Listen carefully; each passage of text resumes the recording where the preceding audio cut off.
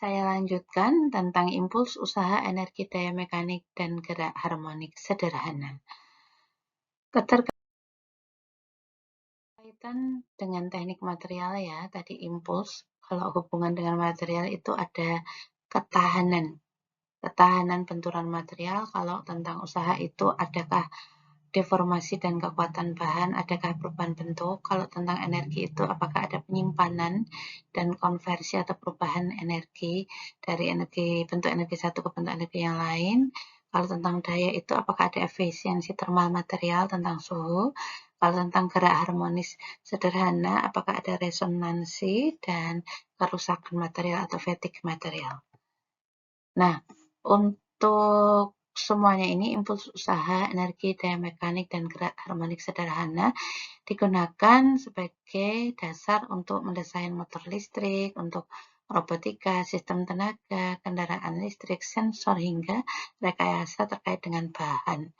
Ini untuk membantu bagaimana memahami hubungan antar hal-hal ini dalam membangun sistem real di industri modern. Nah, untuk fatigue material di sini khususnya adalah kerusakan atau kegagalan material akibat beban berulang atau getaran terus-menerus dalam jangka waktu yang lama.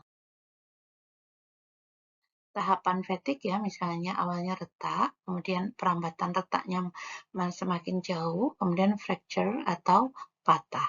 Faktornya apa? Bisa karena besarnya beban, ya, kemudian jumlah siklus, ya, kemudian getaran yang berulang, korosi atau berkarat, kemudian temperatur yang tidak menentu, kemudian permukaan kasar sehingga mudah untuk retak. Tahapan fatigue pada material secara umum ya, secara lengkap adalah misalnya ada pembebanan, inisiasi retak terlebih dahulu, kemudian propagasi retak ya, kemudian retaknya tambah kritis kalau propagasi itu semakin melebar, ya, kemudian akhirnya patah. Untuk kurvanya dari atas makin lama makin melemah, karena makin lama makin retak, makin rusak gitu. Entah pada faktor karena tegangannya, atau karena mungkin itu ada patahan-patahannya gitu ya, kemudian kondisi permukaannya, kemudian materialnya, atau suhu lingkungan dan sebagainya, temperatur dan sebagainya. Nah, untuk contoh fatigue pada elektro ya, rotor motor listrik karena terus berputar, maka gaya sentrifugalnya, getaran torsi berulang itu bisa menyebabkan kerusakan pada poros motor. Poros motor yang ada di tengah, kemudian ada juga rotor yang terus bergerak, stator yang diam, kemudian di situ ada pengikat ya, ada belt juga. Nah ini kan ada juga koneksi ke rangkaian listrik, sehingga ini harus dijaga biar tidak rusak, cepat rusak. Kemudian pada baling-baling drone, apabila ribuan kali berputar mengalami getaran periodik, maka ini seharusnya diganti, jadi ada cadangan. Untuk menara transmisi juga, karena di sini ada angin, ada getaran, perubahan temperatur, maka dalam waktu yang lama bisa mengalami istilahnya fatigue material tadi atau kelelahan material. Untuk PCB dan solder elektronik, pemanasan dan pendinginan yang berulang maka akan menyebabkan retaknya solder, kerusakan jalur PCB gitu. Maka kalau mau menyolder itu harus siap-siap terlebih dahulu, tenolnya disiapkan, kemudian PCB-nya dipanaskan seperlunya, tidak terlalu panas, kemudian posisi ketika sudah menyolder begini yang baik adalah dalam bentuk misalnya segitiga, tidak meletrek ke kanan kiri gitu ya, sehingga bisa menyentuh jalur yang lain gitu. Nanti terjadi korsleting kalau misalnya hasil solderannya ini tidak bagus. Kemudian contoh soal tentang impuls. Misalnya rotor motor listrik bermassa 2 kg, kecepatannya berubah dari 3 meter per detik menjadi 9 meter per detik akibat adanya perputaran motor atau torsi. Maka impulsnya berapa? Nah, ini bisa diketahui dari I sama dengan M V2 min V1. Tinggal dikalikan, maka selisih dari kecepatan akhir dikurangi kecepatan awal itu dikalikan dengan massa menjadi impuls 12 Newton sekon. Sedangkan contoh soal tentang usaha apabila motor listrik mendorong sebuah benda dengan gaya 60 Newton sehingga berpindah sejauh 5 meter, maka usahanya berapa? Nah, usaha itu kan F kali S. Apabila ada perpindahan, maka cos theta. Karena ini hanya sejajar ya, cos theta 0 derajat 1, sehingga 300 Joule. Untuk contoh soal usaha yang berikutnya, apabila ada elevator atau pengangkat naik turun, ya, mengangkat beban 200 kg setinggi 8 meter, jika percepatannya menggunakan yang 10 meter per detik, 10 meter per detik kuadrat untuk gravitasinya, hitung gaya dan usahanya. Untuk gaya sama dengan M kali G, maka tinggal dikalikan beban kali gravitasi 200 Newton. Sedangkan untuk usaha itu MGH atau bisa juga dengan F kali H. Karena F-nya sendiri sudah M kali G. Hasilnya adalah 16.000 Joule atau 16 kilojoule atau 16 kJ. Untuk contoh soal terkait dengan usaha, misalnya konveyor. Konveyor itu yang berjalan tadi ya, memindahkan barang dari satu tempat ke tempat yang lain otomatis di industri digerakkan oleh motor listrik dengan gaya 120 Newton. Ketika memindahkan barang sejauh 10 meter, maka usahanya berapa? Nah, ini tinggal mengalihkan antara F kali S. 120 kali 10 sama dengan 1200 Joule tidak menggunakan sudut. Nah, ini rumus secara ringkas ya, I sama dengan F kali delta T. Di sini tidak ada contoh soal untuk I sama dengan F delta T, jadi langsung I sama dengan M kali V2 min V1. Kemudian F sama dengan MA. Di sini juga tidak ada contoh untuk F sama dengan M kali A, adanya contoh M kali G. A ini adalah percepatan. Sedangkan di sini ada contoh W sama dengan MGH, W sama dengan Fs, W sama dengan Fs kali cos theta, ada contoh soalnya semua. Kemudian contoh soal tentang energi. Nah, ini memasangkan teman-teman. Di sebelah kiri ada soal, di sebelah kanan ada jawaban. Jadi dipasangkan ya kira-kira bagaimana untuk jawabannya. Sebuah baterai cadangan bermassa 3 kg berada pada rak setinggi 5 meter.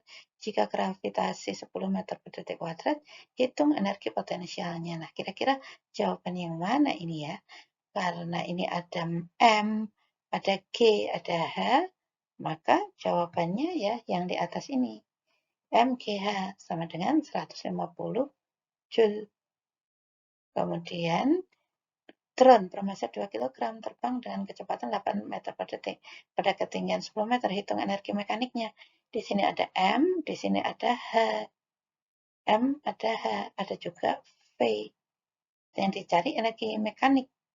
Nah, energi mekanik itu rumusnya adalah energi kinetik ditambah energi potensial. Maka tidak langsung mencari energi mekanik.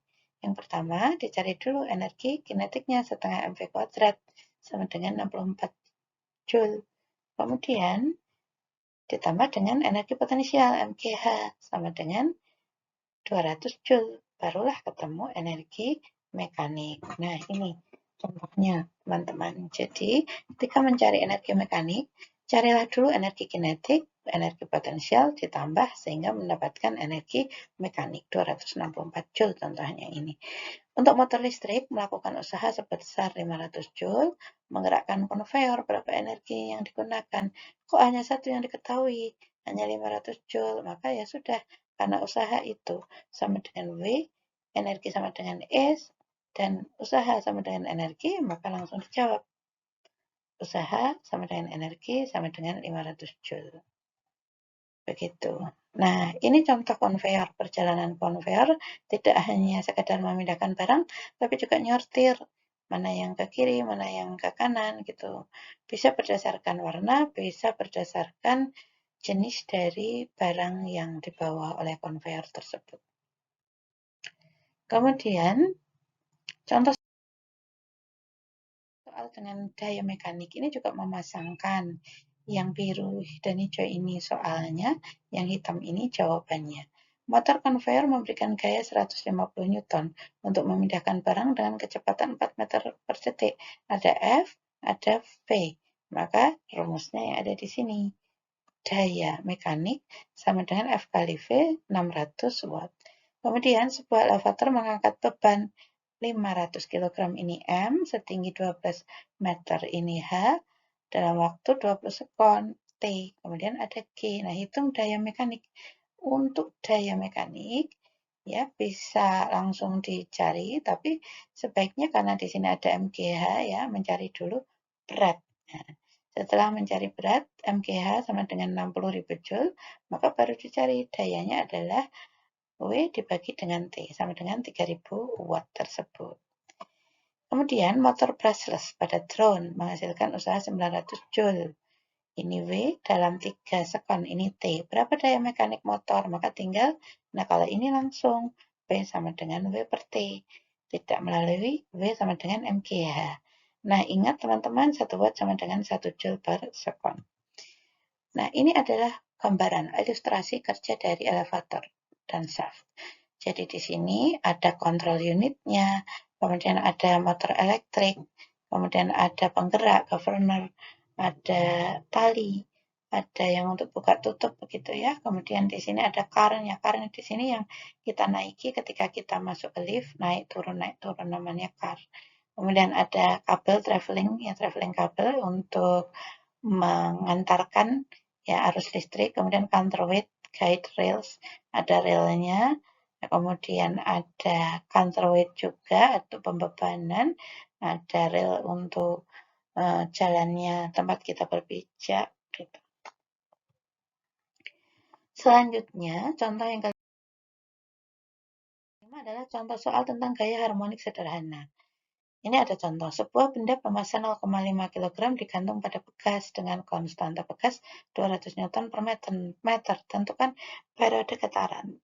Karena di sini ada massa, ada konstanta, tinggal memasukkan ke rumus periode seperti ini. Sehingga periode getaran 0,314 detik. Pakai akar ya, jadi boleh menggunakan kalkulator. Kemudian yang kedua, suatu pegas memiliki periode 0,2 sekon, tentukan frekuensinya, karena di sini T, ya tinggal F sama dengan seperti 5 Hz. Kemudian sebuah sistem getaran memiliki frekuensi, ini kebalikan dengan di sini tadi, tetapi ada pernyataan hitung frekuensi sudutnya. Jadi tidak hanya sekedar misalnya T sama dengan 1 per F. Frekuensi sudut sama dengan 2 PF. P adalah 22/7 atau 3,14, sehingga ketika dikalikan sama dengan 62,8 radian per detik. Ini frekuensi sudut. Yang keempat, sebuah benda bergetar harmonik sederhana dengan amplitudo 8 cm. Naik turun ya, jadi puncak ke lembah 8 cm. Pada sinyal sinusoidal.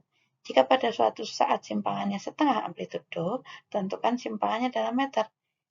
Simpangannya tadi adalah hanya X. Nah, karena setengah amplitudo tinggal mengalikan setengah kali 8.